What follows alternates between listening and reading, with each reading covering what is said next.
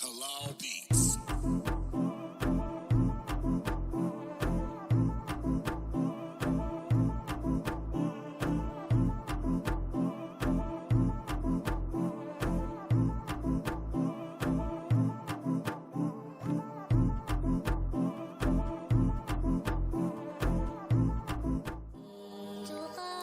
Wow, look at this. This is an army praying during World War II, making salah.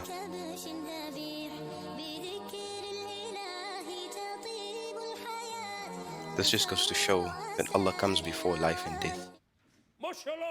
Assalamu alaikum. I see you guys are enjoying my content, but you guys are not subscribed. Please consider subscribing and don't forget to like this video. Jazakallah khair. So many people have this misconception about Islam. Saying that Islam is a violent religion and that it is out to kill and oppress. But of course, this is far from the truth. I mean, if this were the case, then far more of us Muslims would be, engaged in this quote unquote jihad or holy war type scenario. But no, not at all. Islam allows for war in a specific context and instances, of course, particularly defensive war, where people are out to attack you and you have to defend yourself. So this is one of the main reasons as to why we are allowed to fight. And then also, of course, expansion, as does any other type of civilization or empire, including the Western Empire, by the way, for those who right now the Muslims are receiving a lot of criticism from. Westerners, you do expansion as well.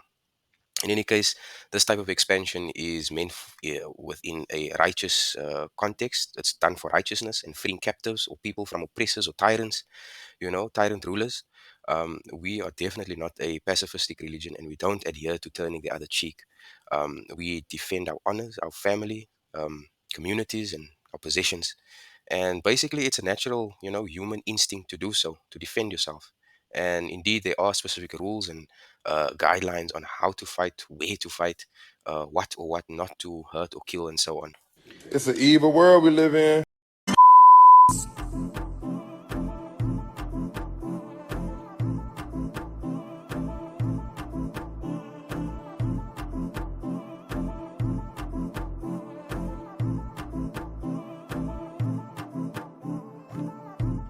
Islam did not spread because it was so easily understood. Islam spread mostly through warfare and conquest. After Muhammad gained power, Islam spread through war and conquest. Most of the regions that are nowadays predominantly Muslim were conquered.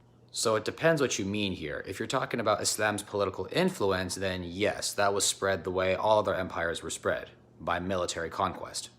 Now, if you want to argue that the people in these lands were forcibly converted to Islam, then that's where I would contend.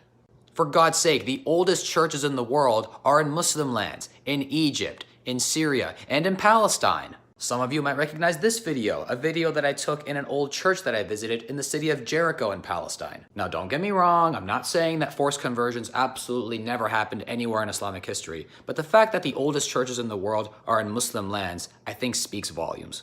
I think there's one more thing that we're not really concentrating on here in this whole discussion of, Muslim expansion.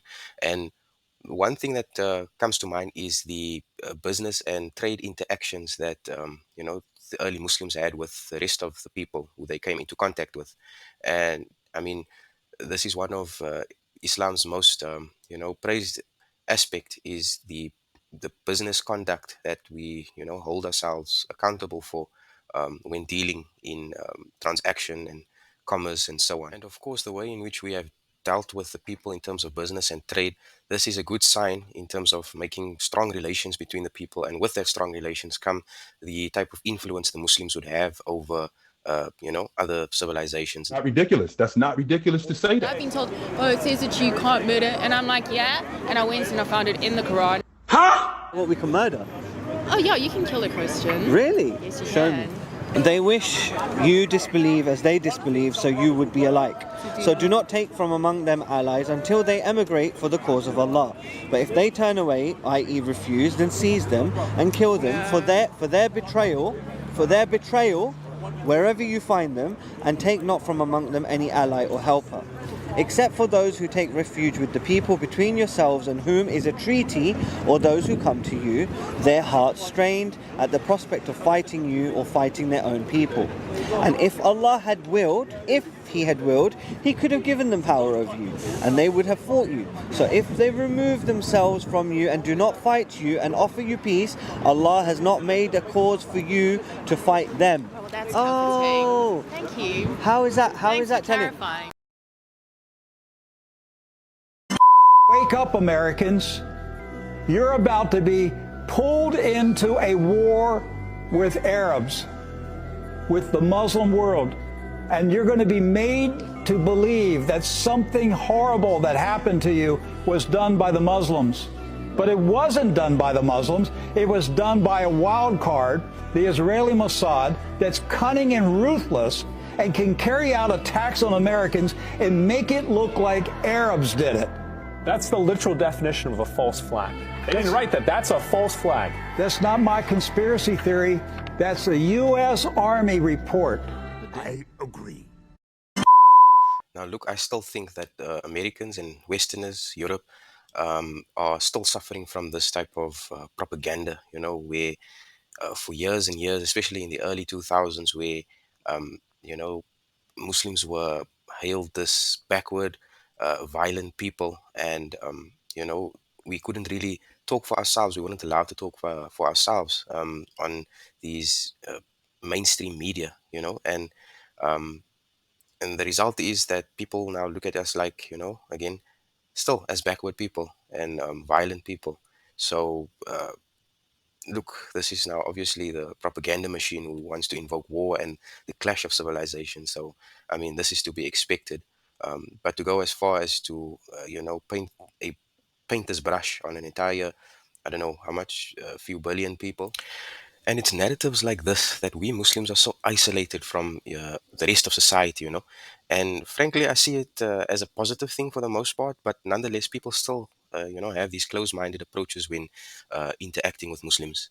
I mean, even when walking down the road wearing your kufi or thobe, or for the sisters, a hijab or niqab, even worse so a niqab actually, you know, uh, people still have their judgments. But I think we should stop having this inferior complexes and feel proud about who we are and what we represent. I mean, we are pleasing Allah by being Muslim and acting as Muslims, dressing the way Muslims do. And the non-Muslim not so, you know. So if anyone questions me with the notion of superiority, I'd be like, I beg your pardon. and on that note, guys, Jazakallah khair for tuning in. Please don't forget to like, share, and if it is that you enjoy my content, definitely subscribe. Jazakallah khair. Assalamu alaikum wa rahmatullahi wa barakatuh.